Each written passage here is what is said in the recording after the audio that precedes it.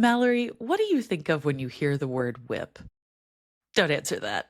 Today we have the highest ranking woman in Congress, Democratic Whip Katherine Clark, who will be joining us. We are very excited for this conversation and just thrilled to have Katherine here. I am Maggie Gelson Burnett. I am Mallory Hagan. This is Pretty Furious.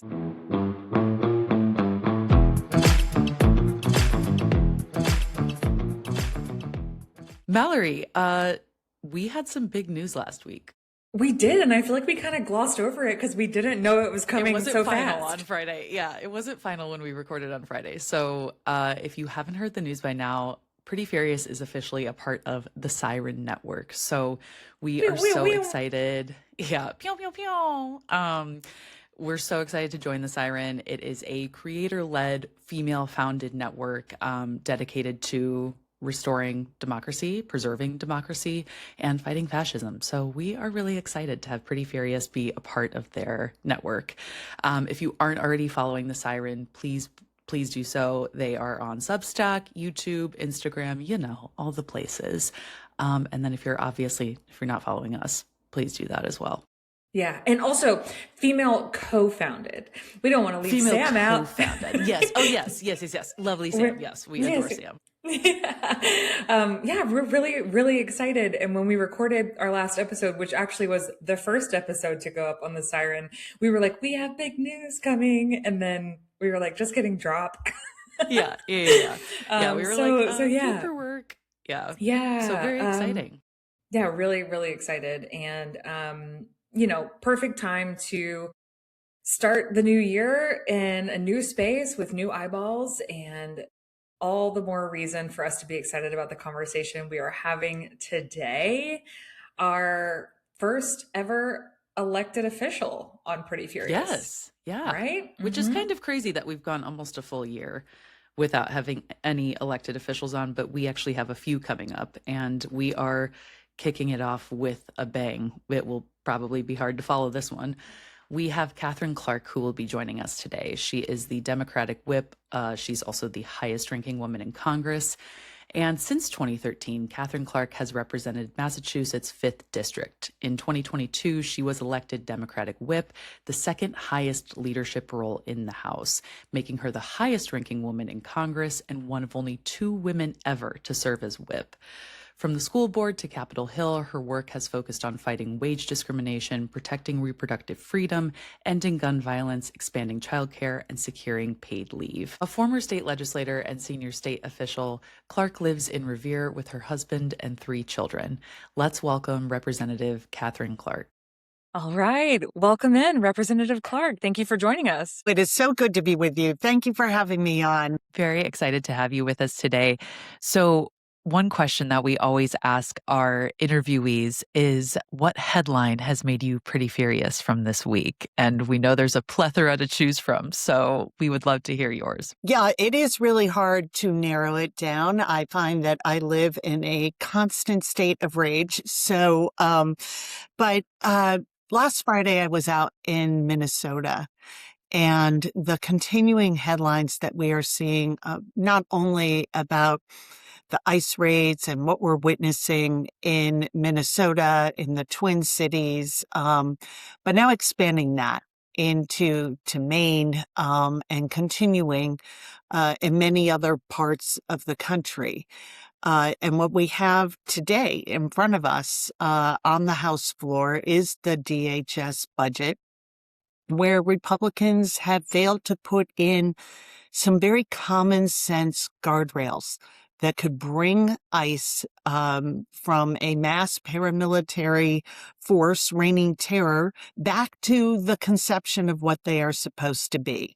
In their own words, deporting the worst of the worst.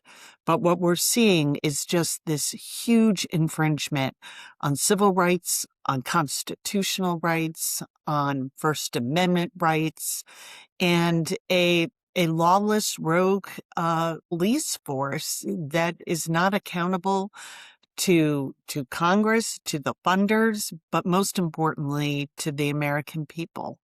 And that is the the headline in the fight that, is really the focus of today's work in Congress. You mentioned the vote today, and one of the things that we were thinking about asking you, because our audience, while political, isn't necessarily always in the weeds or in the trenches. And we were thinking, we wonder if people even know exactly what the whip does. So could you just baseline tell folks what is your job in Congress and what did that look like today as you all are talking about this piece of legislation? Yeah, so my job in Congress is to get a good sense of where our Democratic caucus is. What are the values and priorities that we have? And then are we going to oppose or support different legislation that comes to the floor and use every procedural and parliamentary tool that we have to bring things to the floor when we can, even when the majority does not want to, and to make sure that we know where our votes are. So that is the genesis of the term whip, is to actually whip the vote and to find out where people are. And if we are taking a caucus-wide stand to make sure that we have the votes to either pass that legislation or block that legislation, but to hold us together as a caucus. And there's a little bit of truant officer thrown in, making sure that people are actually here and they made their connections. And if they aren't going to be here, that we know where our absences are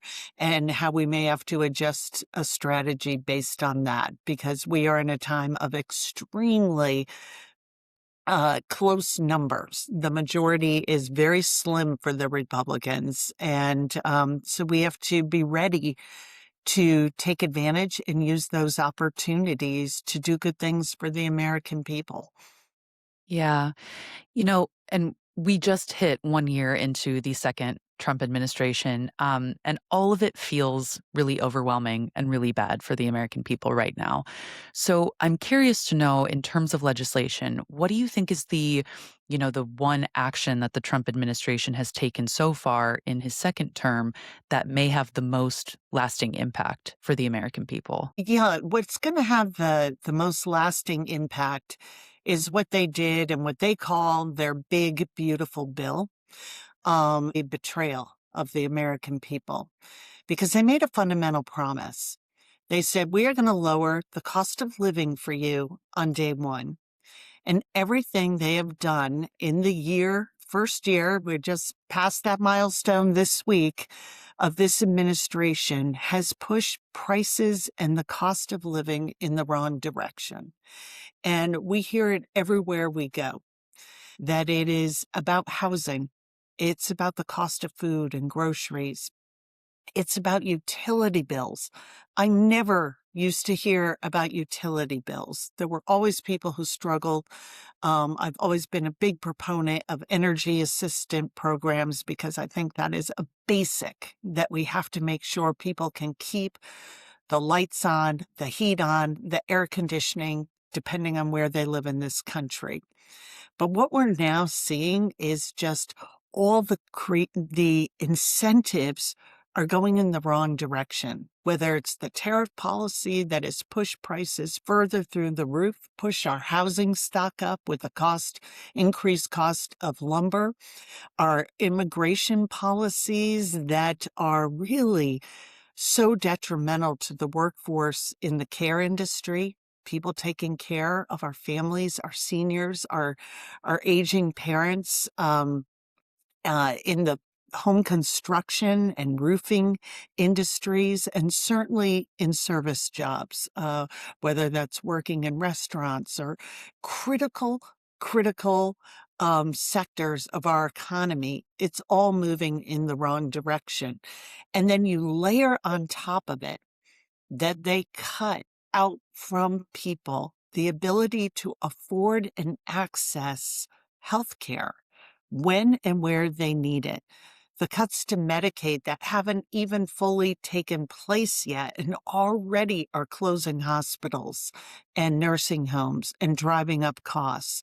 the cuts that we've seen to the ACA tax credit, that despite us being able to force a vote and getting 17 Republicans to join us to say, put back those tax credits for the American people, has stalled out in the Senate. That is blocking the passage of that relief. So that further rising of prices, that taking away of people's health care in order to fund tax cuts for the very, very wealthy, those are fundamental shifts in our economy that are having a true impact now and are going to be very, very difficult to correct in the future. Just one quick example. When you close a rural hospital, it is not like the next administration can come back and just reopen it. People move on. Jobs are lost. Businesses close. People leave communities because they can't get that care. And rural hospitals tend to also be the largest employer in many parts of our country.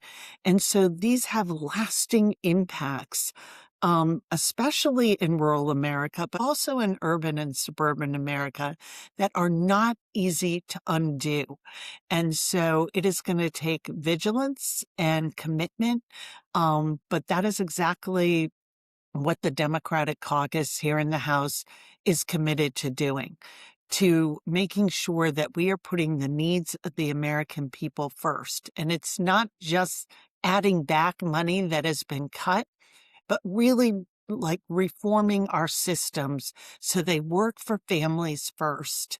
And that everyone, large corporations, extremely wealthy Americans, are also paying their fair share. Yeah, you bring up rural hospitals. I live in Alabama, and rural hospitals are always in threat of being closed here. Yeah. They are the largest employer for many folks. And in addition to that, we actually, our last episode, the one right before this, we talked about the entire episode was about Public Service Commission and why it's so important Mm. to know who you're electing so that your utility bills, you have a say, and who is overseeing those companies and what that looks like for you and your family. So it's good to know that that's at the forefront of what the Democrats are looking to accomplish. We talked about what's going to be the lasting impact, but one of the ways that we can have control over what's left of this presidency is the 2026 midterms. And I'm curious what the Democratic strategy is looking like. Like, what are you all doing to ensure that we gain a few wins and put a stop to the Trump presidency this year? First it's connecting and focusing on the American people. And our message to them is very clear. You deserve better. You deserve better than you're getting. You deserve lower prices, and that's housing, groceries, utility bills. You deserve a healthcare system that works for you.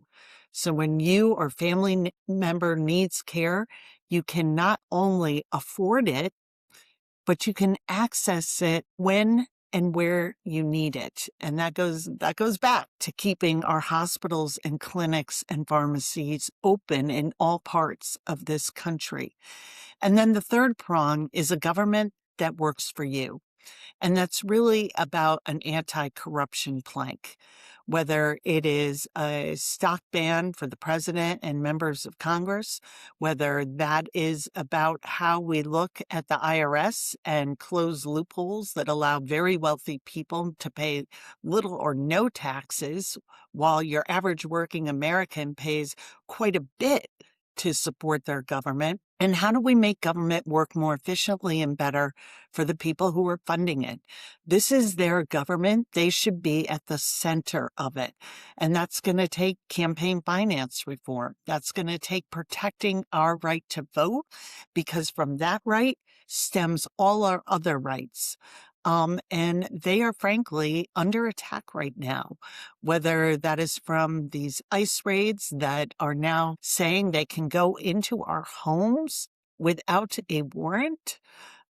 These are fundamental rights that are slowly being eroded in the name of national security.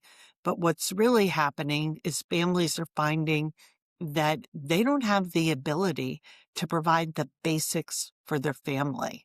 If you don't feel that you can feed your children and take your child to a pediatrician if they need one, get the care to manage a chronic disease like diabetes, you do not have security. And the American people deserve it. They work hard, they play by the rules, and they deserve to have some breathing room and be able to afford the basics. And right now, 60%, 60, of households are saying they cannot afford the basics. It is a struggle for them to get there. And that is not an economy that can sustain itself.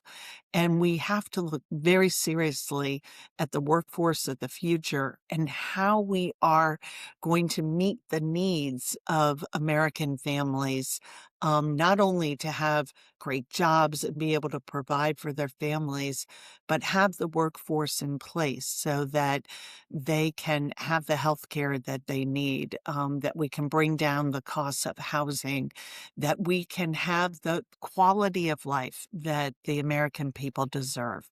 Yeah, in our opening question to you, you had mentioned how ICE sort of, their main thesis is, getting rid of the worst. And a viral kind of clip or image that we are seeing right now is the 5-year-old boy who was detained in Minneapolis.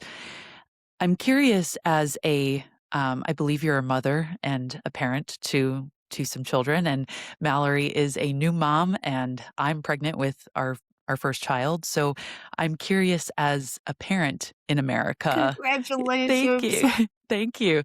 I'm curious how, as a parent living in America, how all of this makes you feel, kind of your work aside. Yeah, I never really saw myself getting into politics. That really wasn't ever a dream of mine, or really, frankly, something that ever crossed my mind. I think I just didn't know political people growing up. It just wasn't something I ever saw.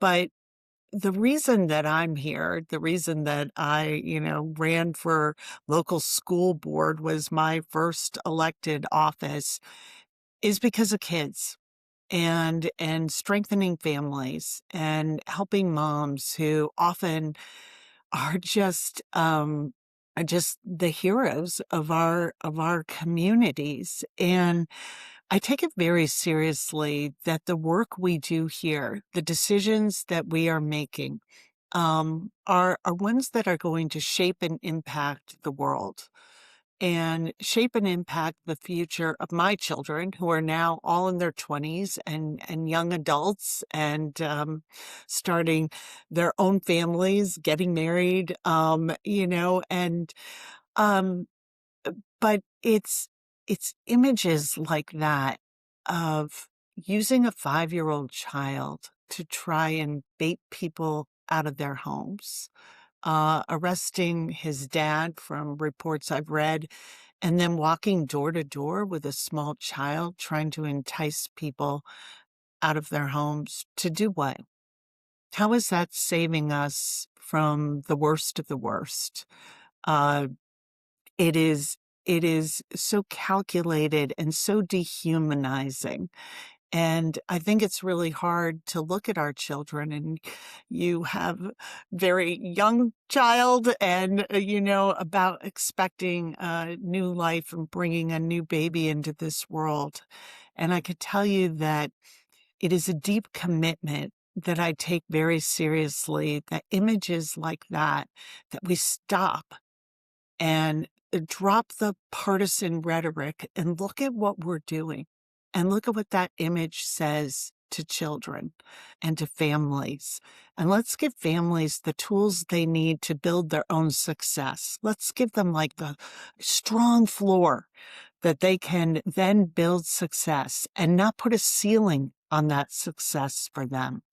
And so often in government, in the issues of the day, um, children are the ones that end up being punished for the police of adults.